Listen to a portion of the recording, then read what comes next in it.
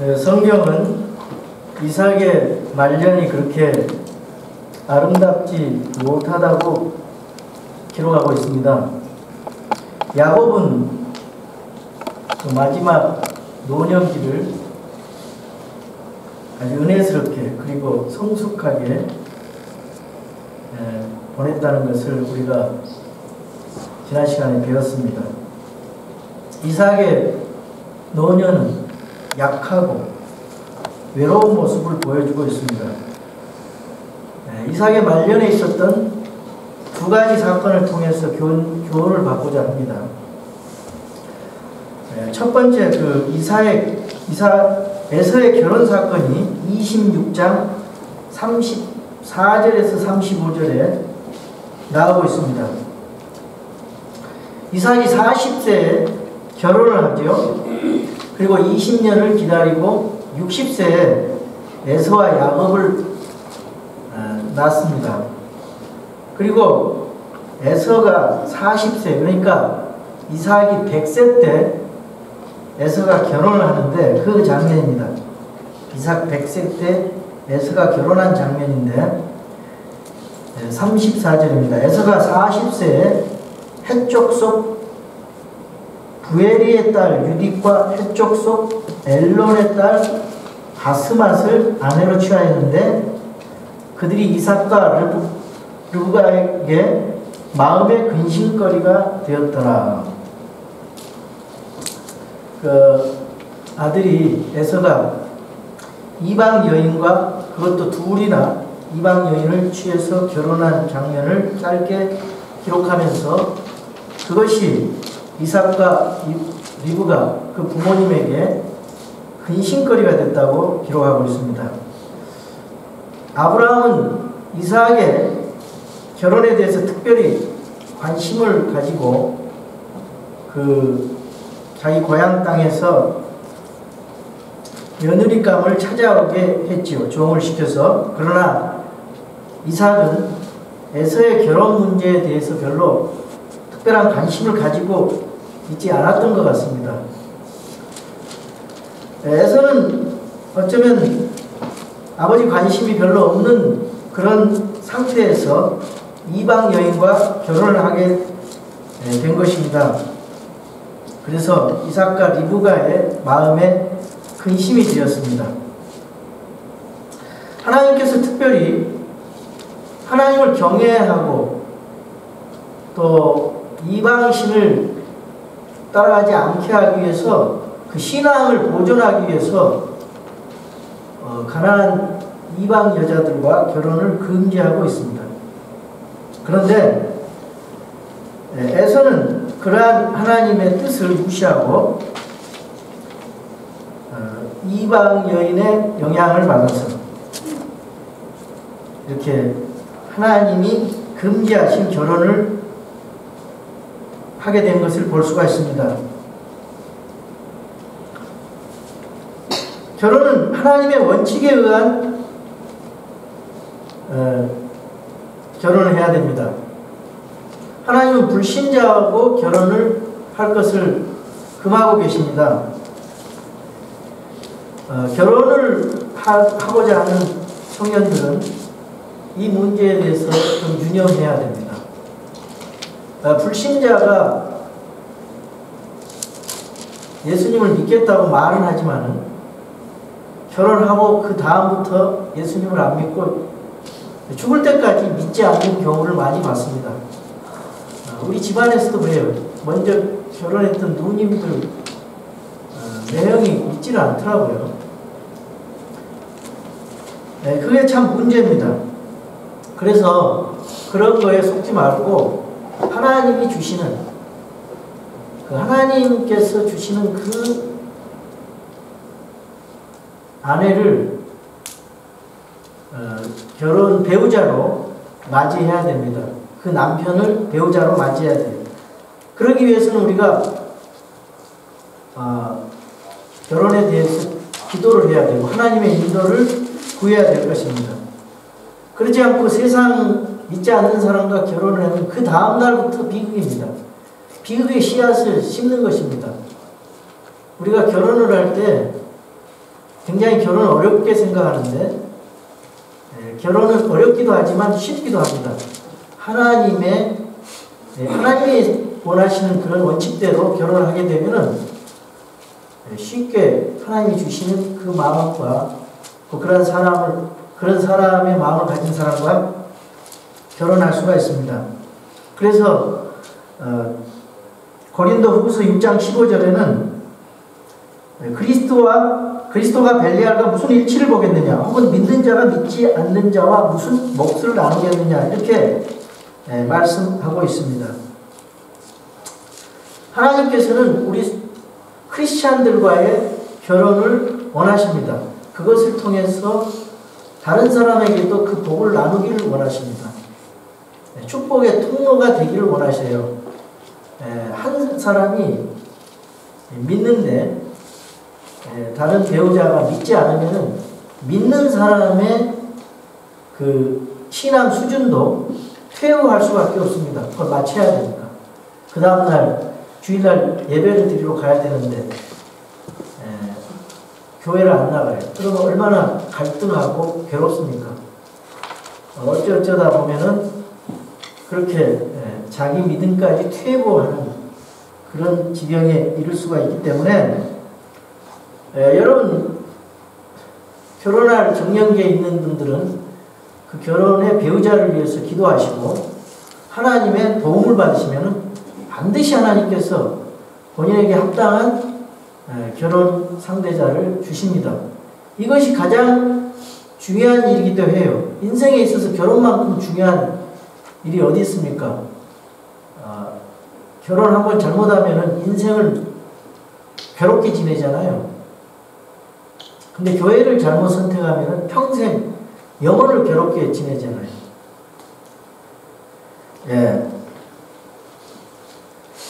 이 결혼 문제에 대해서 이삭이 관심을 가졌어야 되는데 야곱 아브라함처럼, 그런데 관심을 갖지 않은 것은 하나님의 뜻을 적극적으로 추구하지 않았다.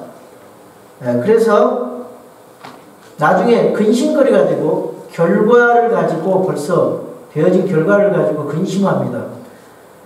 여기서 우리가 알아야 될 것은 사전에 자녀의 결혼에 대해서도 잘 안내를 해주고 또 자녀를 잘 교육을 시켜야 되겠죠. 믿는 사람하고 결혼을 해야 된다. 그래서 사전에 예방을 해야 됩니다. 우리 부모들에게 주시는 교훈이 그것입니다. 자녀를 위해서 어렸을 때부터 그 자녀의 배우자를 위해서도 기도하면서 그 자녀가 좋은 배우자를 얻기 위해서 기도하는 것도 참 좋은 일입니다. 여러분 자녀의 미래를 위해서 지금부터 기도하십시오. 그러면 자녀가 곁길로 가지 않고 바르게 갈 것입니다. 성경에 또 부모가 자녀 교육을 잘못해가지고 비극을 초래한 예가 있습니다. 엘리 제사장의 가정을 말하는 것입니다. 자녀 교육은 정말 중요한 것인데 엘리 제사장은 자녀 교육에 실패를 했어요. 그 홈리와 비느하스가 굉장히 그 성전에 들어오는 여인을 범하고 좋은 재물들을 탈취를 하지요. 그래도 엘리는 오냐 하면서 적극적으로 간섭하지 않고 잘못을 범해도 훈육하지 않았습니다. 여러분 자녀들에 대한 장래 문제, 그리고 자녀의 도덕적인 문제, 신앙 문제, 부모님이 관심을 가지고 기도하면서 지혜롭게 사랑으로 잘 이끌어야 자녀가 바르게 하나님 앞에 성장해 갈 것입니다. 자녀가 고집을 부리고 말을 안 들어도 계속 해야 됩니다. 포기하지 말고. 왜냐하면 하나님께서 자녀를 여러분의 마음 보시고 포기하지 않습니다. 그리고 신앙적으로 바로 인도하실 거고 반드시 하나님께서 여러분의 기도를 들으시고 마음을 보시고 자녀를 바르게 인도하실 것을 믿으시고 계속적으로 훈육하시기 바랍니다. 성경 신앙 교육을 계속 시켜야 됩니다. 그래서 예배 시간 빠지지 않게 가서 성경 잘 배우라고 교회에 보내서 성경적인 교육을 어렸을 때부터 시켜야 그 자녀가 참 하나님 앞에 바른 신앙인으로 성장하고 또 부모님에게 효도 잘하는 그런 사람이 되고 사회인으로서도 다른 사람을 위해서 희생 봉사하고 섬기는 그런 좋은 사람이 될 줄로 믿습니다. 여기 그 사무엘상 3장 13절에 이런 말씀이 있어요. 그가 알고 있는 불법으로 인하여 내가 그의 집을 영원토록 심판하리라고 그에게 말하였으니 이는 그의 아들들이 스스로를 더럽혔으나 그가 그들을 억제하지 아니하였기 때문이라. 이 엘리 제사장에게 하나님께서 그 사무엘 대언자를 통해서 책망하시는 장면이에요. 그래서 심판을 하시겠다고 엘리 제사장이 아들들을 잘못 훈육을 했다고 책망하는 장면입니다. 오늘날 목회자 가정에서 흔히 있을 수 있는 일들입니다. 이 엘리 제사장은 종교 일을 담당했던 이스라엘 그 제사 일을 담당했던 그 하나님을 위해서 일하는 사람이었어요. 그런데 이 사람이 자녀 교육을 잘 하지 못하고 자녀가 삐뚤어지게 되는 것을 그대로 묵인했다 그 말이에요. 오늘날 목사들이 목회하면서 참 힘들지 않아요. 그래서 자녀 교육에 실패하는 경우가 많아요. 그래서 자녀가 속을 썩이고 부모에게 대항하고 덕스럽지 못하고 상처가 돼서 교회를 안 나오고 자기 아버지가 하는 교회에 안 나오는 자녀들이 수두룩합니다. 그래서 참 그것이 이 목회자들의 그 PK라고 그랬잖아요. 참 문제가 되고 있고 하나님의 일을 한다고 했는데 자녀 교육은 실패를 했어요.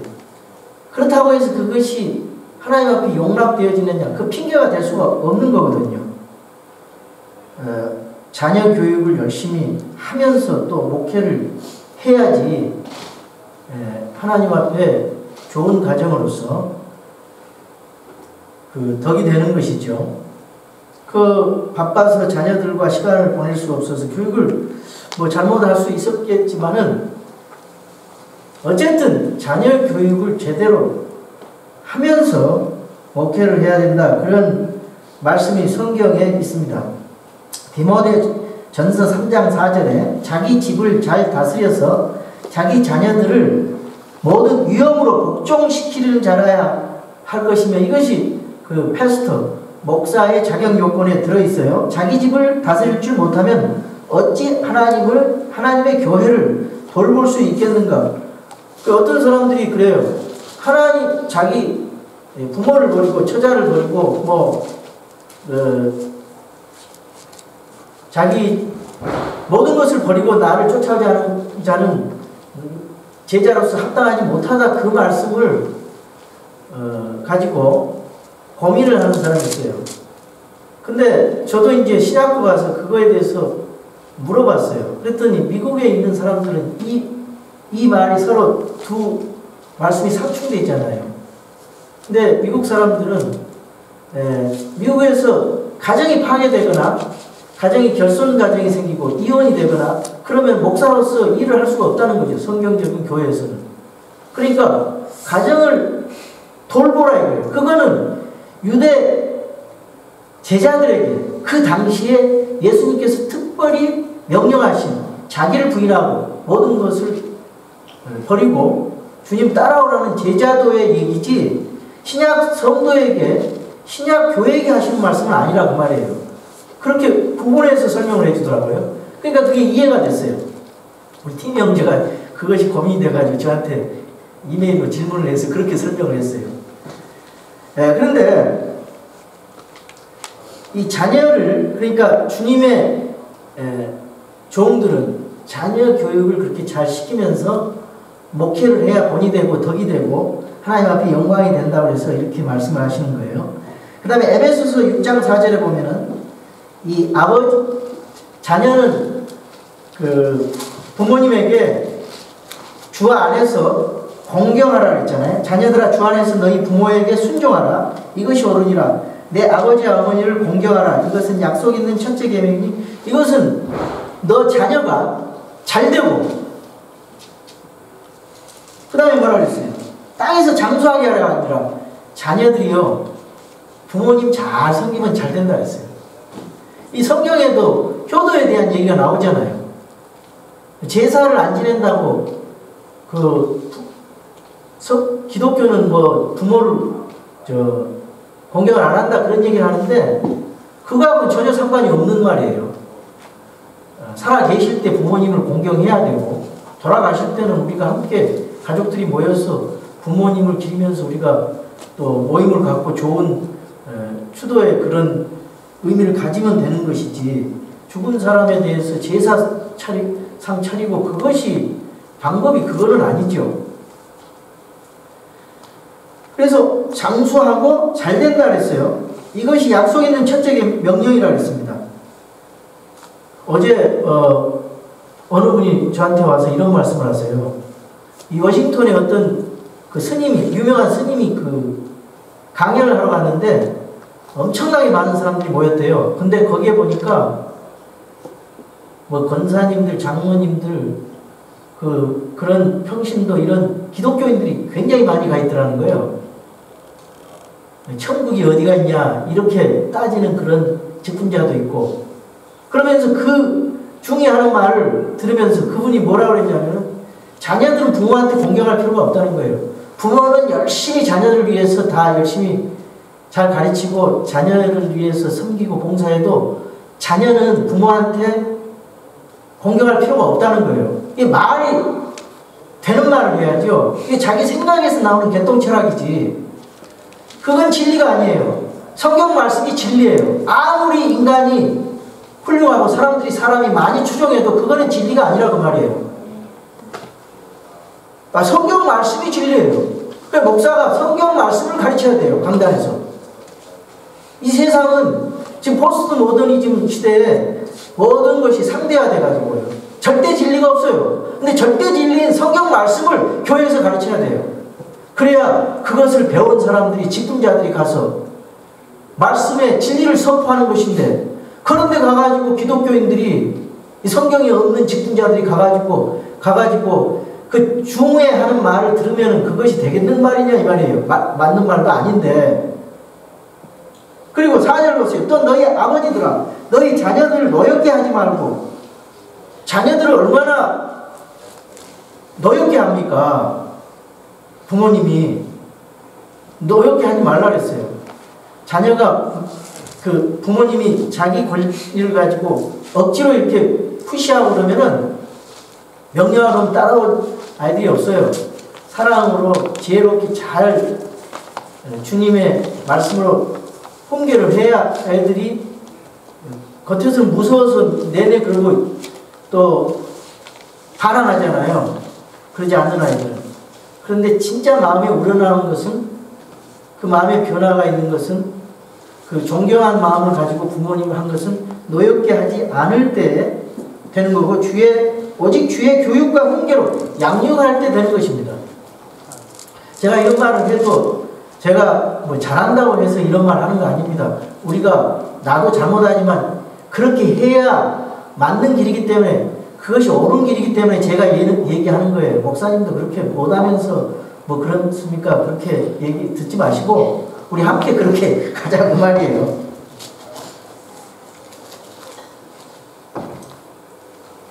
그래서 이 자녀들을 잘 다스리고 주 안에서 주의 교육과 훈계로 양육하라는 말씀 참 중요한 말씀입니다. 이것이 이제 이삭의 실수라고 하면 실수인데 이삭도 실수하고 또 리브가도 실수를 해요. 또 야곱의 실수하는 장면이 오늘 본문입니다. 27장에 축복의 그런 상속 사건이 27장에 나오고 있는데 어떤 실수를 하는지 우리가 27장을 보겠습니다. 이삭이 나이 들어 눈이 어두워서 보지 못할 때 자기의 맏아들 에서를 불러 그에게 이르되 내 아들아 하며 그가 그에게 이르되 보소서 내가 여기 있나이다 하거늘 그가 이르되 이제 보라 내가 늙어서 나의 죽을 날을 알지 못하나니 그런즉 이제 원하건대 내 무기 곧 내 화살통과 화살을 가지고 들어가서 너를 위해 사냥한 고기를 얼마 취하여 내가 좋아하는 맛있는 음식을 만들고 그것을 내게로 가져와 내가 먹게 하고 이로써 내가 죽기 전에 내 혼이 너를 축복하게 하라니라. 이삭이 자기 아들 에서에게 말할 때에 리브가가 들었더라. 에서는 사냥하여 고기를 가져오려고 들러갔더라. 우리 이 말씀 너무나 잘 아는 말씀입니다. 옛날 이스라엘 그 족장들은 죽기 전에 자녀들을 신앙으로 또 축복하는 그런 전통이 있었습니다. 우리 아버지들, 우리 어머니들이 자녀들을 축복하는 그리스도의 이름으로 자녀들을 매일 축복해주고 기도하는 그런 습관을 갖는 것도 참 좋을 것 같습니다. 죽을 때도 자녀를 위해서 축복 기도를 하면 좋겠습니다. 제가 예수님을 믿게 된 것은 우리 누님이 이대 부속병원에 그 앰뷸런스에 치여서 교통사고를 당해서 3일 동안 병원에서 숨을 헐떡거리면서 가족을 위해서 기도했습니다. 가족이 예수 그리스도를 믿고 구원받기 위해서 기도하는 걸 보고 불교에 있던 그리고 무속신앙을 믿었던 우리 부모님과 이남 육녀 온 식구가 주님을 일시에 믿게 된 것입니다. 그래서 여기 그 27장 1절에서 5절에 보면은 자기 아들 에서를 향해 축복하기 직전의 그런 상황인데 이삭은 에서가 장자의 권한을 야곱에게 팔았다는 사실을 알고 있죠. 그리고 두 아들이 태어나기 전에 주님께서 선택하신 그 아들이 에서가 아니라 야곱이라는 사실도 충분히 알고 있습니다. 그러나 이삭은 야곱이 아니라 에서에게 축복을 하려고 합니다. 이 창세기 25장 22절에서 23절을 보시면은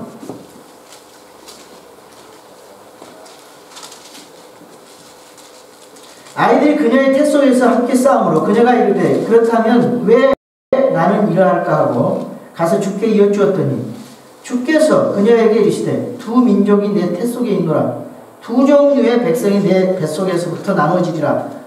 한 백성이 다른 백성보다 강하겠고 형이 동생을 섬기리라 하시니라. 여기 두 민족이 내 태 속에 있도다. 두 종류의 백성이 내 뱃속에서부터 나눠지리라.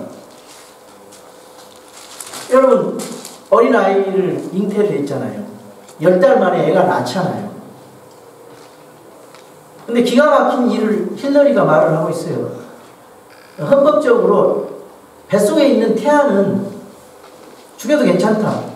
낙태를 하는 거예요. 감리교 그 자유주의 영향을 받아가지고. 낙태를 옹호를 합니다. 이 미국에서 1분에 4명의 아이가 죽어간대요. 낙태로 인해서. 어마어마한 많은 아이들이 살해당하고 있어요. 성경은 뭐라 합니까? 그 태아를 보고 두 민족이 내 태 속에 있다.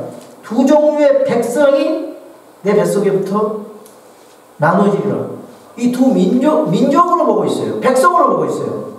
하나님이 주신 생명을 우리가 함부로 죽일 수가 없는 것입니다. 낙태는 살인입니다.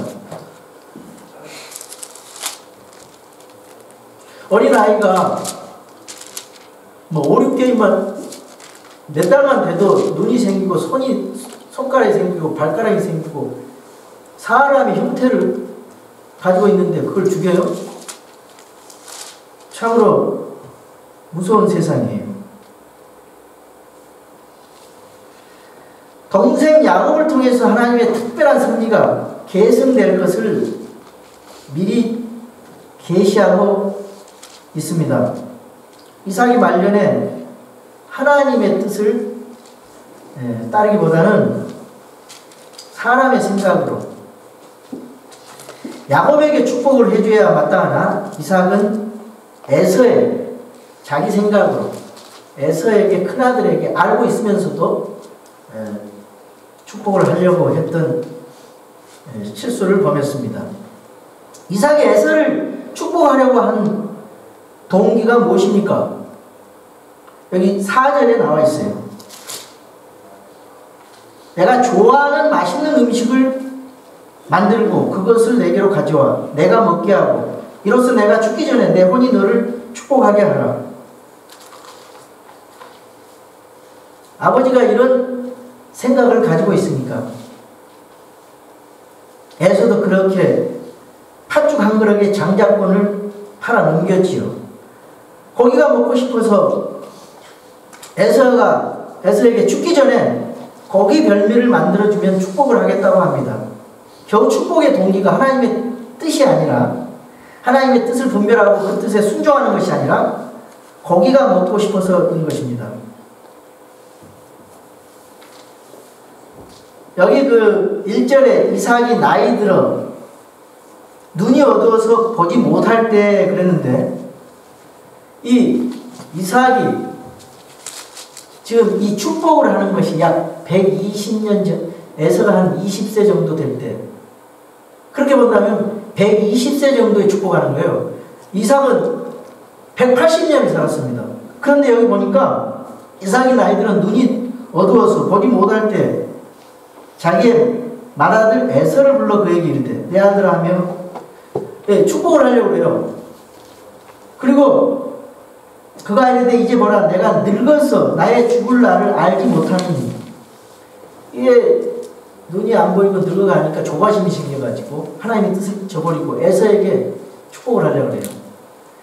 옛날 축복을 할 때는요 온 가족이가 알려가지고 잔치를 하면서 축복을 하고 기도를 했단 말이죠. 근데 이 이삭은 편법을 써요. 그냥 에서에게만 비밀로 지금 축복을 주겠다고 그렇게 하고 있는 거예요.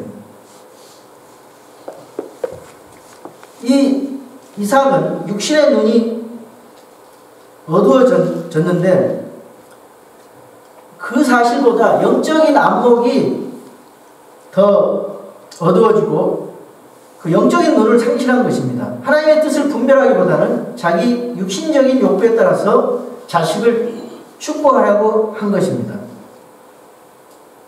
지극히 인간적인 생각으로, 여러분 우리 어르신들도 육신의 눈이 좀 침침하다 할지라도 영적인 눈이 밝아지시길 바랍니다. 영적인 눈이 하나님과 예민해지시길 주님의 이름으로 축원합니다. 결국 이삭의 축복은 에서가 아니라 야곱에게로 가게 됩니다. 야곱은 어떻게 축복을 받습니까? 리브가가 엿듣고 야곱이 받도록 야곱에게 알려주고 있습니다. 5절에서 6절에 보니까 리브가가 들었더라.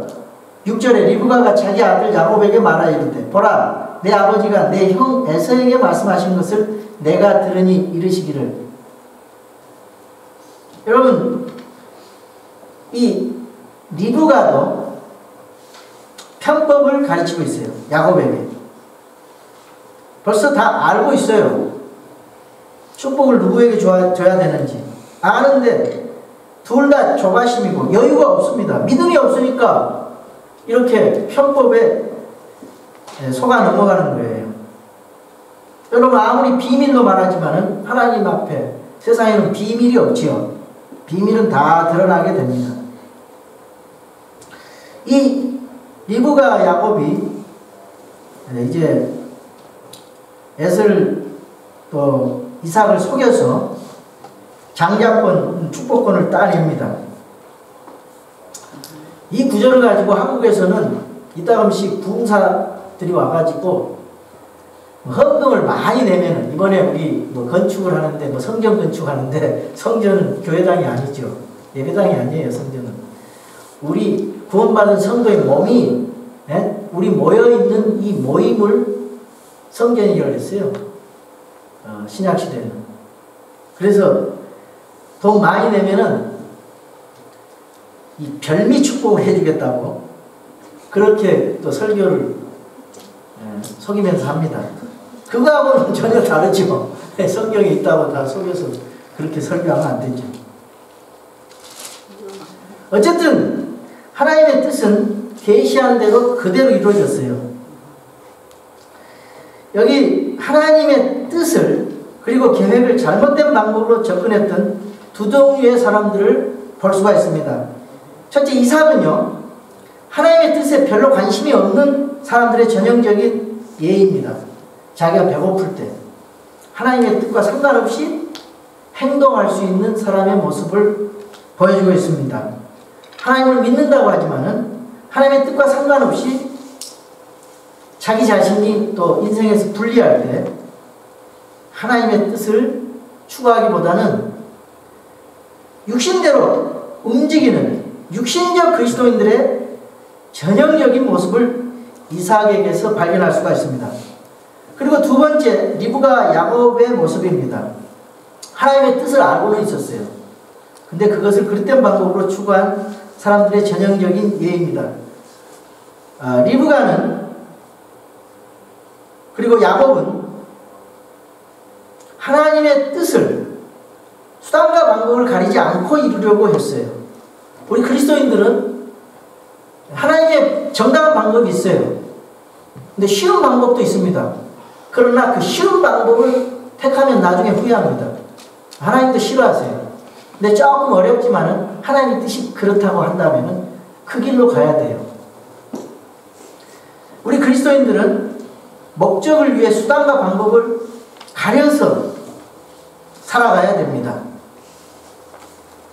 목적이 좋으면은 수단을 아무렇게나 해도 괜찮은 거 아니에요. 목적이 좋으면 수단도 좋아야 돼요. 좋은 목적을 위해서 수단을 정당화하는 그런 예가 많이 있습니다. 그것을 우리가 교회 안에서도 많이 볼 수가 있어요.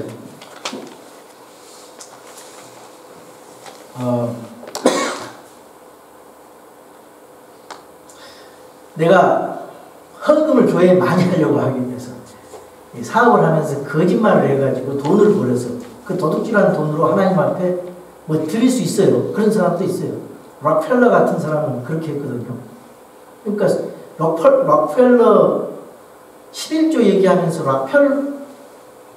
록펠러 그걸 예화를 들은 사람은 좀 공부를 덜한 사람이에요. 얼마나 그 밑에 있는 고용인들이 착취를 해가지고 그걸 뜯은 돈을 가지고 11조를 했다고. 아주 그 사업의 비즈니스 윤리를 저버린 사람이에요. 록펠러라는 사람이. 근데 그것을 강단에서 그러면 안 되죠.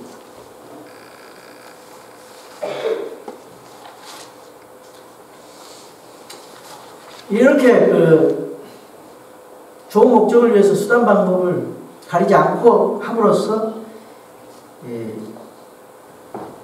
야곱과 리브가는 뼈아픈 대가를 지불하게 됩니다. 거기 어떤 일이 납니까? 바로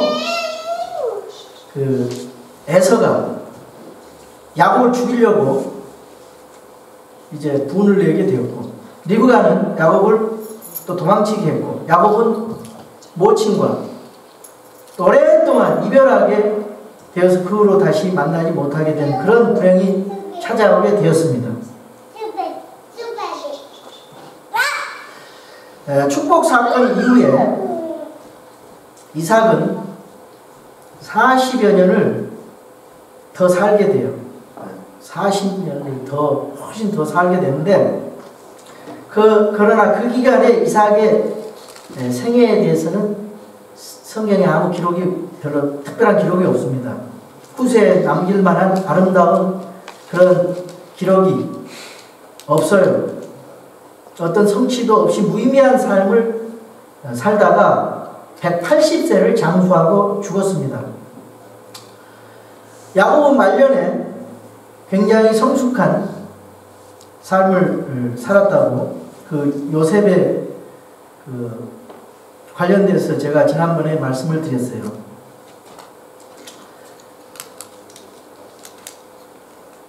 야곱은 젊은 날에 많은 잘못을 하고 실수를 했지만은 갈수록 좋아지고 성결된 삶을 산 것을 우리가 배웠습니다. 근데 이삭은 그렇지 못했습니다.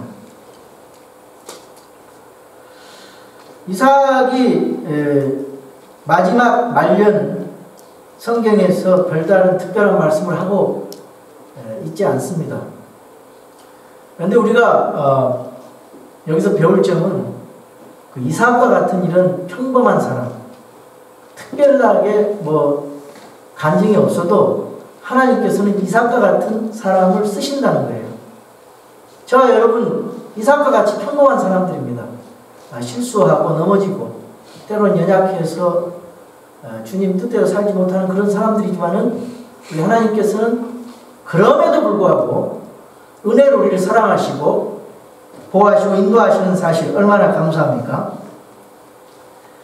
이삭의 모습이 바로 우리의 모습입니다. 마지막으로 평범한 우리 선배로서의 이삭의 일생을 한번 정리해 보았습니다. 첫 번째로 이삭은 소극적인 사람이라고 했죠. 젊은 시절 매우 순탄한 삶을 살았습니다. 그런데 그것이 말년을 어렵게 만드는 원인이 될 수가 있습니다. 속담에 이런 말씀이 있습니다. 젊었을 때 고생은 사서도 못한다. 성경에 사람이 젊었을 때 멍에를 매는 것이 그에게 좋으니 그랬어요. 예레미야가 3장 27절에. 그래서 우리가 여기서 생각해 볼 것은 자녀들에게 어렸을 때 산 경험을 시켜주는 것 참 좋습니다. 온실에서 자라게 하는 것보다 고생을 좀 시켜보는 것이 괜찮아요. 선교여행도 좀 보내보고 또 고생할 수 있는 그런 어떤 그 농사 짓는 일도 하게 하고 또 등산도 같이 가면서 아이가 고난을 극복할 수 있는 그런 것을 좀 우리가 아이들에게 연단시키면 좋겠다. 그것이 육체적인 단련도 되지만 신앙의 단련도 될 수 있도록 그렇게 하면은 인생을 보는 각도가 달라집니다. 신앙의 눈이 달라집니다. 다른 사람들은 저렇게도 살아가는구나. 내 자신만 생각했던 이기적인 생각에서 다른 사람을 생각할 수 있는 그런 것이 생겨요. 그런 의미에서 우리가 오지의 선교여행을 가는 것이 참 중요하다고 생각이 들어요. 청년들이 선교여행을 가서 많이 변화된 걸 봤습니다. 아프리카 선교여행, 멕시코 선교여행, 이런 아마존 선교여행 이런 데 가서 그 사람들이 어떻게 살아가는가. 우리는 그래도 풍부하게 살아가잖아요. 그런데 그렇지 못하게 살아가는 사람이 있기 때문에 그 사람들의 삶을 보면서 내 삶을 반추해보고 성찰해보는 계기가 돼요. 그래서 내가 주님 앞에 어떻게 살아야 되는가. 다른 사람에 대해서 관심도 갖고 그런 인생을 보는 여러 다른 각도에서 볼 수 있는 그 눈이 열리게 되는 것입니다. 고난 속에서 하나님을 체험하게 해야 됩니다. 여러분 자녀에게 돈을 남기려고 하지 마십시오. 돈보다 신앙의 유산을 경험하게 하고 믿음을 남기게 하십시오. 돈을 벌 수 있는 지혜를 주시고 돈 그걸 추구하게 하면 같이 망하는 거예요. 부모가 너무 돈에 대해서 이 세상의 출세와 세상적인 그것을 위해서 따라간다면은 자녀 버리는 거예요. 자녀를 죽이는 거라 그 말이에요. 하나님을 발견하게 하고 신앙을 가르쳐주고 성경 교육을 시키고 인생의 중요한 가치가 무엇인지를 영원한 것의 가치에 대한 것을 눈을 뜨게 해줘야 돼요. 여러분 자녀들은요 그거를 알아요. 나이가 어리다고 해서 이거는 모르고 나이가 많다고 해서 아는 게 아니에요. 나이가 어려도 아는 사람이 있고 나이가 많아도 모르는 사람이 있어요. 믿음에 대해서. 이거 굉장히 중요한 거예요.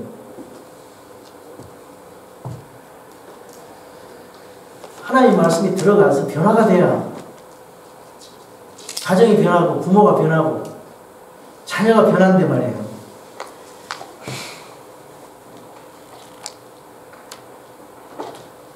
그래서 적극적인 긍정적인 신앙을 가질 수 있도록 그렇게 교육을 해야 됩니다. 두 번째, 이삭은 온유한 사람이었어요. 소극적이고 수동적인 사람이나 악을 악으로 대하지 아니하고 선으로 다룰 줄 아는 온유한 사람이었어요. 그 우물 팔 때 방해를 하고 내어버리고 그 다음에 대꾸하지 않고 다른 그 장소로 옮겨서 이렇게 우물을 팠던 그런 온유한 사람, 좋은 면이죠. 또 침묵으로 아버지가 자기를 죽여할 때 순종할 줄 아는 그런 사람이었어요. 그러니까 원수들까지도 또 하나님의 계심을 그 사람을 통해서 알게 되잖아요. 저와 여러분 그런 사람이 되기를 바랍니다. 또 세 번째, 이삭은 기도의 사람이었어요. 창세기 24장 63절에 보면은 이삭이 자기 신부감을 기다리면서 묵상하고 기도하는 장면이 나옵니다. 그때 하나님 앞에 기도를 했어요. 자기 신부감을 위해서. 그리고 25장 21절에 아내가 수태하지 못하기 때문에 기도를 합니다. 여러분 자녀가 없으신 분은 기도하시기 바랍니다. 꾸준히 기도하세요. 하나님께서 생명의 태를 열어주십니다. 자녀는 하나님께서 주시는 복이에요. 선물입니다. 꾸준히 기도하시기 바랍니다. 실망하지 마시고 포기하지 마시고 꾸준히 기도하시기 바랍니다. 하나님께서는 죽은 생명을 살리시는 분이세요. 생명의 태를 열어서 몇 년 동안 애를 못 갖다가 가진 예가 많습니다. 그런 간증을 많이 들었습니다. 여러분 아브라함은 기다리지 못하고 종을 통해서 그 종의 그러니까 여종을 통해서 이스마엘을 얻었어요. 근데 이삭은 주의 약속을 신라고 기다리다가 아들을 또 얻었어요. 아브라함보다 좋은 점이 그것이죠. 또 이삭은요, 믿음의 사람이었습니다. 다시 자식들을 축복하는 장면을 보면은요, 이삭이 야곱을 에서인 줄 알고 축복했는데 나중에 야곱임을 알게 된 장면이 참 흥미롭습니다. 여기 27장 33절에 보니까 이런 말씀이 있어요. 이삭이 몹시 심하게 떨며 이르되 누구라고? 사냥한 고기를 취해 내게 가져온 자가 어디 있느냐? 내가 오기 전에 내가 다 먹고 그를 축복하였은즉 참으로 그가 복을 받을 것입니다. 여기 보면은 몹시 심하게 떨고 있는 이삭을 볼 수가 있습니다. 속았다는 그런 마음도 있을 것입니다. 그러나 내가 이렇게 했음에도 불구하고 하나님께서 계시한 대로 하나님의 뜻이 이루어진다는 사실에 대한 놀라움의 표현일 수도 있습니다. 하나님께서는 작정하신 대로 축복하실 아들을 축복하게 하시는구나, 이렇게 생각했을 것입니다. 이삭은 축복한 야곱이 복을 받을 것이라고 하나님이 하신 일에 대해서 깨끗이 순종하는 그런 모습을 또 볼 수가 있습니다. 먼 훗날 이삭의 생애를 히브리서 기사는 히브리서 11장 20절에서 간단히 다음과 같이 평가하고 있습니다. 믿음으로 이삭은 다가올 일들에 관하여 야곱을 먼저 말했습니다. 에서를 축복하였으며, 다시 말하면 이삭은 메시아의 혈통을 포함한 이 놀라운 축복에 관해서 믿음으로 야곱과 에서를 축복했다는 것입니다. 히브리서 기사는 나중에 축복한 에서보다 야곱을 먼저 언급하면서 이 장자의 권한과 메시아의 혈통에 대한 축복이 야곱에게 임한 것을 기록하고 있습니다. 처음부터 이삭이 하나님의 약속을 믿은 것은 아닙니다. 처음에는 야곱을 통해서 성취되는 하나님의 뜻을 의심했지만 결국 믿음으로 축복을 했던 것입니다. 이삭은 마지막이나마 주의 약속을 붙들고 그 약속을 믿음으로 수락했습니다. 아브라함의 하나님, 이삭의 하나님, 야곱의 하나님, 그리고 그 하나님이 평범한 내 인생을 주장하시는 하나님이 될 수 있음을 기뻐하시기 바랍니다. 여러분, 우리 주님 앞에 이렇게 기도하시기 바랍니다. 주님, 내 삶 속에 주님의 뜻이 온전히 이루어질 수 있기를 바랍니다. 주님, 주의 뜻을 추구하는 삶을 살게 도와주시옵소서. 주님, 그 뜻을 추구하되 정당한 방법으로 추구할 수 있도록 도와주시옵소서. 이렇게 기도하고 그렇게 살아가는 저와 여러분이 되기를 주님의 이름으로 축원합니다. 아멘. 우리 다 같이 일어나셔서